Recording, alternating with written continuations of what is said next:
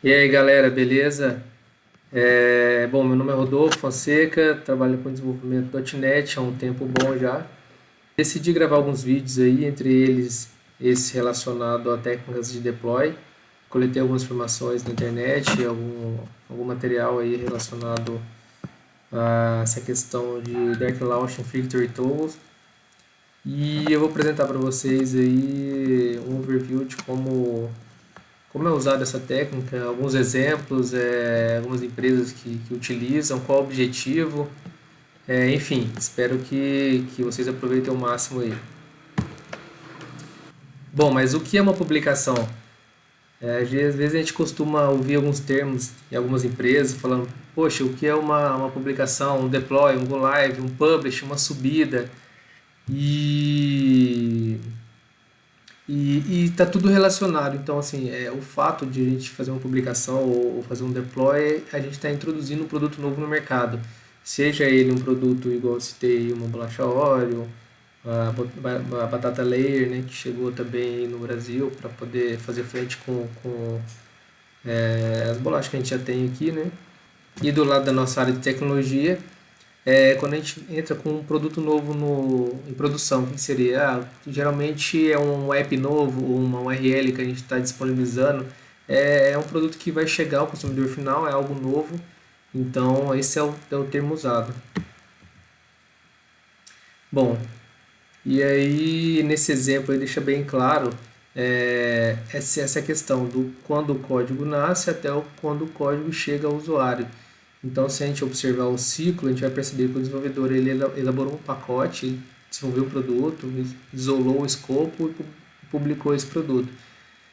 Esse produto ele vai passar por uma série de etapas até garantir que ele esteja próprio para entrar em produção e ficar visível para o usuário final. Então, ele passa aí, geralmente, na maioria das empresas, para um ambiente de desenvolvimento, onde é lapidado algum, encontra bastante bug, é feito várias correções. Depois vai para o ambiente de homologação, que geralmente é uma cópia de produção para garantir que o produto vai se comportar bem na máquina principal.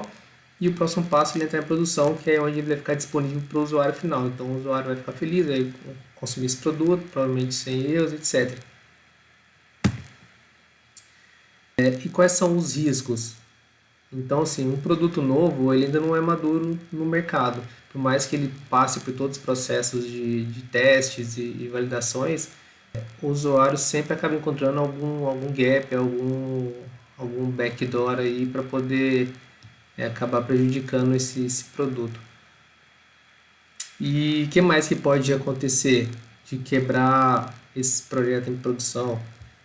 Melhorias. Então, assim, a partir do momento que o sistema entra em produção, ele sofre uma série de melhorias. Então, a melhoria contínua. Hoje a gente vai integrar com Braspag, amanhã com PagSeguro. Então, sempre está tendo entradas novas em produção. Isso acaba comprometendo o que já está rodando hoje. Correções de bug, também mesmo cenário. Então, foi identificado um problema em produção. A gente vai fazer uma correção. Às vezes, essa correção gera um outro problema.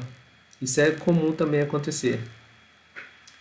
E esse troca de recurso que eu citei é quando um produto é desenvolvido por um time e aí esse time ele passa a produzir algum outro produto e um outro time assume para poder dar manutenção. Então, geralmente quem assume para dar manutenção não tem o conhecimento total para saber onde vai mexer e acaba fazendo algum puxadinho ou alguma rotina ali que prejudica também ou compromete esse produto em produção. Bom, voltando àquele cenário do desenvolvedor, a gente está imaginando que ele vai fazer uma publicação, ele passou pelos ambientes e chegou até o usuário não muito legal. Então, qual que seria a sensação do usuário? Vamos supor que eu vou lançar um site novo, que é um site de um e-commerce. E aí o primeiro usuário meu que vai fazer uma compra, na hora de pagar, dá problema no pagamento. Cobra duas vezes, alguma coisa assim. Então a sensação dele é essa. Ele vai ficar nervoso e vai acabar queimando o nosso produto aí.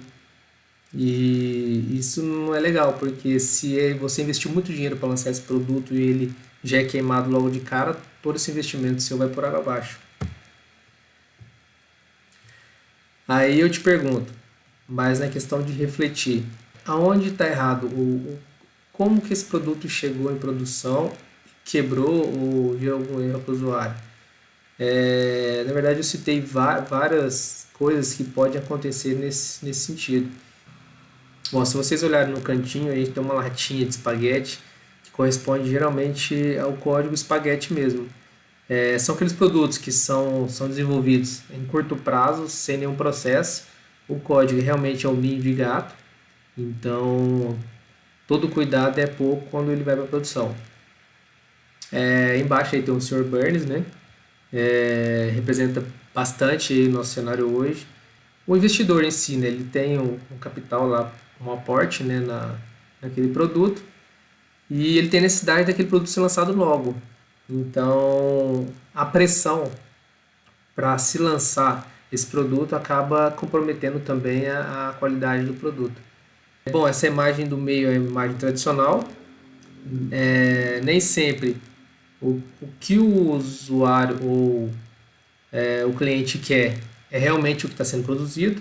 Então, a gente tem algumas etapas aí que o cliente ele pediu algumas informações e aí os analistas foram lapidando com base no que eles acreditavam que fosse o que o usuário queria. No final das contas, o que o usuário queria, o cliente queria, na verdade, era um balanço de pneu. Então, assim, gastou-se horrores, mudou totalmente o cenário aí da árvore, né? Sendo que o problema era mais simples. Bom, tem a questão do usuário também. Às vezes você desenvolve um produto para um determinado público e ele acaba se encaixando em um outro público. E esse público ele é meio agressivo com relação ao que você ofereceu para o mercado. Então eles acabam identificando com facilidade muitos problemas no seu produto. E, e o próximo imagem é você mesmo. Então assim, se você não está apto para desenvolver um sistema, atendendo todos os critérios de qualidade, um sistema um código bem limpo, bem fácil de entender, não abusando dos recursos tecnológicos para poder dificultar depois a manutenção, a questão de cooperação. Então, assim, dentro do time, o pessoal tem que estar nessa energia legal para todo mundo estar produzindo um conteúdo comum e, se você não atender todos esses critérios, com certeza o produto que você vai estar desenvolvendo ele não vai ser um produto legal, vai ser um produto que, quando entrar em produção, se entrar, vai ter conflito de interesse, etc. Próximo passo, como minimizar o impacto no processo. Então, eu gosto de colocar bastante imagens, porque é fácil a gente associar as imagens e guardar todos esses pontos que eu estou citando. E é rotina do dia a dia, então, querendo ou não, vocês vão se deparar com algum cenário desses aí, e vai ter que saber como contornar. Então, partindo do princípio que houve um acordo na imagem no canto superior esquerdo, seguindo o fluxo, onde é feito o levantamento de requisito, então tem um processo de PMI aí para coletar e documentar tudo o que precisa ser feito, é montado um time de desenvolvimento. Então a gente tem uma figura aí de um líder ou esse processo mais novo, trabalha com squad e outros conceitos de liderança, monta o seu time e vamos produzir esse produto. A metodologia mais comum utilizada hoje são as metodologias ágeis, então eu coloquei um exemplo de Scrum, né? Então passa-se todo o ciclo de desenvolvimento, de entrega e tudo mais, e a gente tem o MVP, que é uma entrega parcial. Esse fluxo deve passar por uma estrutura de qualidade, onde tem que isentar de bugs. E o próximo passo tá dando tudo ok, vamos publicar esse cara. Ah, mas vamos publicar do meio-dia? Não, meio-dia não. Você ficou louco? Meio-dia? Tá todo mundo navegando, seu produto tem um pico de acesso durante a tarde. de maneira alguma você vai publicar isso durante o dia. Então a gente identifica uma janela que tem o menos acesso possível, geralmente nas madrugadas, o pessoal não acessa, e disponibiliza esse produto em produção. Eu citei até o IS, que como eu trabalho com .NET, então faz o trabalho aí de publicação e o recycle do pool, etc. E o F5 também, que faz o balance, né? Então, se você tiver mais um servidor, você vai replicando a publicação até equalizar todos e minimizar o impacto com o usuário. Esse é um fluxo feliz aí dentro de uma empresa. Lógico, tem N cenários, melhora esse processo, que você consegue contornar e minimizar ainda mais o impacto. Eu só citei o que eu julgo que seja o mais comum entre as empresas.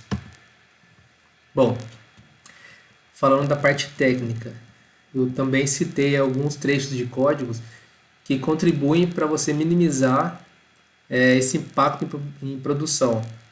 Então, se a gente pegar a primeira imagem do lado esquerdo, a gente tem um método chamado selecionar clientes, ele já existia, a gente está fazendo uma melhoria nesse método, então a gente pode fazer uma sobrecarga desse método e a gente vai ter um resultado semelhante sem ter que mexer no código anterior que já existia. A gente garante que o que já existia continua funcionando e o novo só será acessado por alguma outra rota, etc.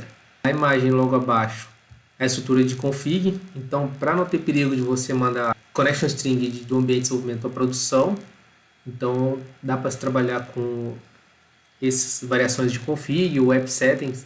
Então a gente tem aí a parte de debug, release. Release é já o que vai ser enviado para produção. Na imagem do meio a gente tem um outro exemplo de assinatura de método. Então, se você percebeu, tinha um método cujo só tinha um parâmetro nome. Por algum motivo eu precisei passar mais uma informação. Então, se eu atribuir a próxima variável um valor default, eu não prejudico quem está chamando esse método passando somente uma informação. Então, assim, eu também consigo reduzir o impacto. A imagem do meio, if debug. Então, isso é um cara bem legal que dá para a gente abusar bastante quando a gente precisa testar alguma coisa. Isso garante com que o primeiro trecho de código que corresponde à estrutura condicional seja acessada somente quando eu estiver debugando. Virei a chavinha para publicar, ele já desconsidera esse código e passa a considerar o código que realmente vai para produção, o código correto. E a última parte é essa questão de orientação a objeto mesmo, que é um dos princípios que a gente aprende quando vai programar, que eu tenho uma classe codorna que herda de pássaro, e por sua vez o pássaro voa, mas a minha codorna voa diferente. Então eu sobrescrevo esse método dizendo que a minha codorna, na verdade, ela voa de forma diferente, mas o método é o mesmo. Citando também essa questão técnica de melhoria e minimizar o impacto de um produto novo em produção. Então, eu também citei de forma visual aí várias imagens que contribuem com isso. Então, a gente tem o ReSharp do próprio Visual Studio, que ele já faz uma triagem do código, de versionamento, que a gente garante o histórico de quem fez as alterações no código. Então, eu citei o Tortoise, mas tem tipo o Git, tem o próprio TFS. E as tecnologias mais novas, que apesar de ainda não estar difundida 100% no mercado, até porque as tecnologias de front, eu julgo elas como tecnologias passageiras, elas acabam minimizando esse impacto, porque elas não geram DLL, né? Então, assim, alterações no nível de client. Então, é fácil de ser manipulado, ao contrário de você dar um publish, gerar uma DLL e ter que subir essa DLL em produção, e o fato de você subir uma DLL força você reiniciar o IS ou fazer um recycle ou alguma coisa assim. Bom, ambientes corporativos, .NET, ASP.NET Web API, o NetCore, que agora a gente consegue criar produtos e rodar em servidores Linux. Servidores confiáveis, preferência cloud, Azure ou AWS ou sei lá qualquer outro aí. essa parte de SOA, né, pesado. Hoje a maioria das empresas estão migrando para esse conceito novo de microserviço. Arquiteturas, MVC está difundida também, padrão de projeto. Se você seguir qualquer um for ler o código, sabe o que tá acontecendo. E eu acho que eu julgo aí um ponto bacana também é a estrutura de rollback. Então você tem que estar sempre preparado para lidar com o pior. Então, se você subir um pacote, porventura ele realmente quebrou geral, você precisa devolver essa estrutura que estava antes de você virar a chave. Então, alterei a estrutura de banco, você tem que ter o script rollback que desfaz essa alteração de banco.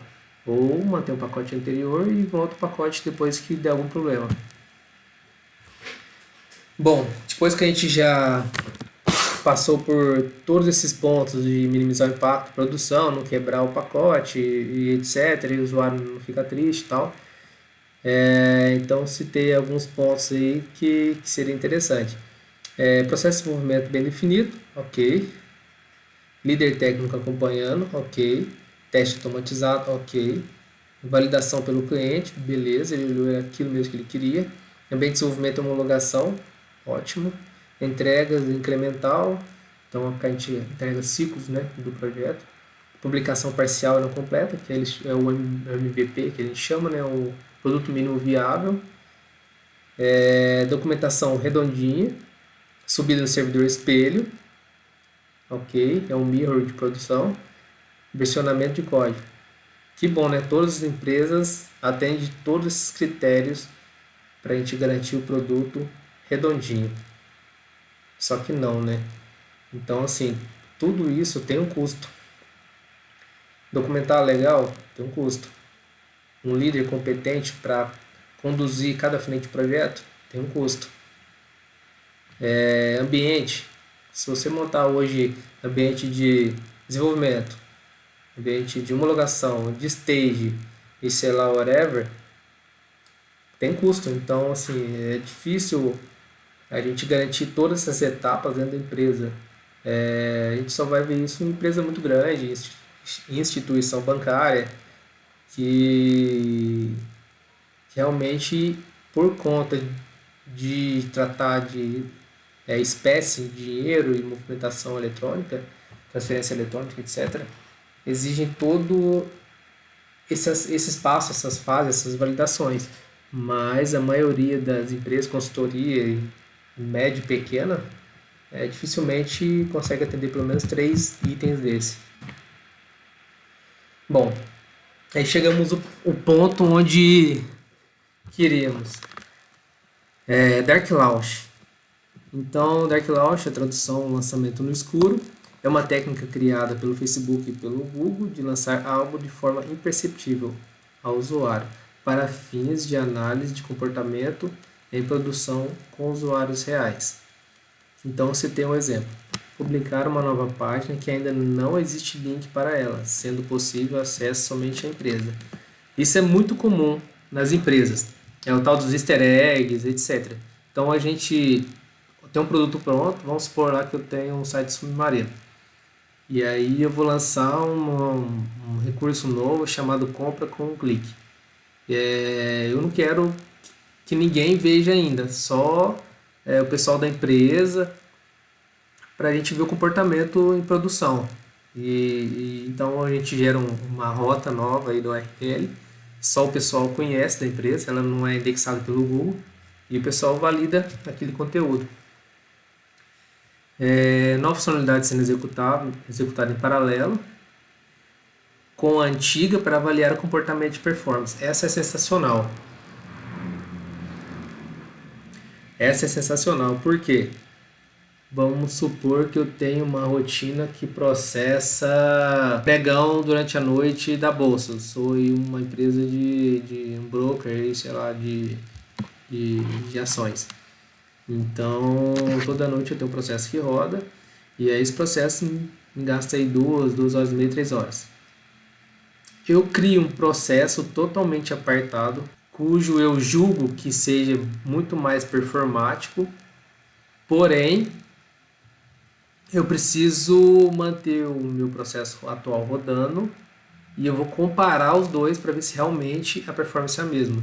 Então, assim, eu mantenho executando o que já faz hoje, né, o método, sei lá, o código, e em paralelo eu executo esse outro código. Então, assim, são feitos disparos ao mesmo tempo das duas rotinas. Essa rotina que foi desenvolvida nova, ela só compõe dados fictícios e só para consolidar a questão mesmo de performance e alguma coisa nesse, ou algo nesse sentido. E após a análise em produção do comportamento, sei lá, durante uma semana ou um mês, estuda-se a viabilidade, a possibilidade de trocar mesmo. Putz, realmente esse código que eu fiz faz sentido e está realmente performático. Não, não está legal. Então ele é isolado da solução. Substituição de uma API por outra, por exemplo, trocar a Serasa por ClearSale, mantendo as duas comparando o retorno. É o mesmo cenário de cima. Ao invés de eu disparar uma thread, eu estou consumindo, por exemplo, um CEP de uma empresa que fornece para mim com precisão as ruas, bairro, etc. Só que ela tem um custo muito alto. Então eu achei uma outra API com custo bem menor que promete a mesma coisa. Só que eu não posso trocar, porque o risco é muito grande de dar problema. O meu site vende milhões por dia. Então eu faço a mesma coisa do exemplo anterior, a rotina disparada ao mesmo tempo e é comparado o retorno de ambas, tanto o retorno que trouxe dado quanto a performance da API. E dentro desse prazo, se tiver tudo certo, realmente em uma semana todas as respostas foram satisfatórias e com um tempo de resposta pequeno, é feita a troca. Então essa troca geralmente acontece até a nível de configuração, não precisa nem publicar uma nova versão. Bom, fazer uso de easter eggs para exibir conteúdos ocultos ao usuário. Assim é possível validar uma informação em produção. Essa também é bem comum, principalmente em sites de programas de ponto, milhas, etc. Onde na tela para o usuário é exibida a informação de pontos e tem alguns lugares no site estrategicamente colocados que ao você dar 2 cliques ou alguma coisa do gênero, ele converte aquele ponto em reais e você tem a visão ali de qual é o fator de conversão, etc. Então, algumas empresas usam isso para facilitar mesmo algum eventual teste ou validação ali em produção. Então, deixa esses easter eggs ocultos, dificilmente o usuário vai achar. Se achar também não tem nenhum impacto. Bom, e aí eu vou explicar que seria na prática, né, como seria essa questão do Dark Launch. Então eu tenho uma interface de usuário, né? Eu tenho um código que eu chamei de código museu, que é um legadão aí que já está há muito tempo no mercado, e um banco de dados. Esse é o código novo. Então desenvolvemos um código legal lá, e eu sou um funcionário novo, eu sou agressivo no sentido de eu não me preocupo com backup e o que eu fiz é bom e dá tudo certo, então a gente pode trocar sem medo. Só que não, né? Então, igual eu citei na definição, jamais, principalmente estruturas que envolvem a engine do sistema e tudo mais, você vai trocar por outro assim, se você já tem um sistema tracionado em produção com clientes acessando. Então isso aí é um risco altíssimo de dar problema e você ter indisponibilidade do seu sistema. E esse seria o cenário do Dark Launch. Então a gente tem um código mixado. O usuário ele vai fazer uma requisição, seja lá de consulta ou update, enfim. A gente vai ter um código mixado que ele vai garantir a rotina do código legado, né, do museu, e vai fazer uma mesma solicitação aí com código novo. Então, passado um período, deu sucesso o código novo, então a gente acaba tirando da jogada o código antigo. Bom, isso tem alguns exemplos a nível de código também. Parte de infra, dá para a gente fazer essa brincadeirinha através dos servidores. Então eu citei o BigAP, né? Que eu tenho um servidor com código novo e tenho outros com código velho. Então eu posso alternar aí para qual que vai, e se porventura tem um problema, eu consigo distribuir todo, todo esse público, né, que é o pool, né. Na parte de código, então eu fiz um console application, onde eu tenho uma thread startando o método escreve nome v1 em paralelo com o escreve nome. Ambos fazem a mesma coisa, né, que nesse caso ele está gravando um trace, né. Na verdade, o código antigo, legadão, ele escreve no console do Windows, e o código novo ele já grava um trace mesmo em alguma biblioteca aí para gravar no banco. É como se fosse trocar a estrutura de log. Então, como eu disparo as duas ao mesmo tempo, eu consigo verificar o comportamento de, de cada uma. Bom, um outro exemplo é com relação à API. Então eu tenho uma variável chamada endereço y, endereço xxx. Cada uma consulta uma API diferente, passando o mesmo CEP. Então eu tenho uma consulta de endereço na empresa Y, vamos supor que seja uma API do correio, e tem uma consulta nova aí que é de uma empresa XPTO aí, que oferece muito mais por menos. A gente está comparando o resultado, gravando um trace. Esse trace a gente vai usar depois para poder verificar se realmente a API nova está se comportando igual a API velha, para a gente também fazer essa troca. Quais são os benefícios de a gente utilizar essa técnica no Dark Launcher? A gente acaba não influenciando a resposta do usuário, então assim, para o usuário isso é transparente, né? Comparação dos dados de retorno. Então a gente tem todo esse insumo para poder validar se a funcionalidade nova ela está correspondendo à altura. Comparação do desempenho, a mesma coisa que eu comentei, né? Então a performance está muito ligada hoje nos sistemas. Então, a gente quer sempre tudo que seja mais rápido. Registrar todos os erros. Então, além de a gente conseguir comparar esses dados, a gente também tem insumos de problemas que podem ser originados pela estrutura nova. E avaliar a performance. Então, assim, se a gente estiver lidando com processamento, ele pode ser mais rápido ou não. E a API, conforme citado assim em cima também, ela pode responder mais rápido ou não. Então, esses são os benefícios de a gente aplicar essa técnica. Bom, essa técnica ela não consegue ser aplicada sozinha sem a gente falar de Victor Toggle, que seria o quê? É um mecanismo que eu faço esse chaveamento, como se fosse um disjuntor. Então, eu ligo a funcionalidade nova e eu desligo a funcionalidade nova. As duas técnicas elas estão ligadas. Então, a definição que eu encontrei na internet para representar essa questão de Victor Toggle é uma técnica que permite alterar o comportamento do seu sistema sem necessidade de alterar o código, ou seja, liga e desliga o recurso e as alterações de sistemas. Então, isso é do próprio Martin Fowler. E geralmente a gente tem uma interface para fazer esse chaveamento, ou o próprio arquivo de configuração, ou algum, no caso, por exemplo, do Portal Azure, a gente tem key vouchers e algumas outras configurações a nível de interface. Bom, na prática, como funcionaria isso? Eu coloquei um exemplo aqui, né, de um console application. Tem uma variável chamada ligado, que eu estou recebendo uma informação chamada habilitar nova funcionalidade de CEP.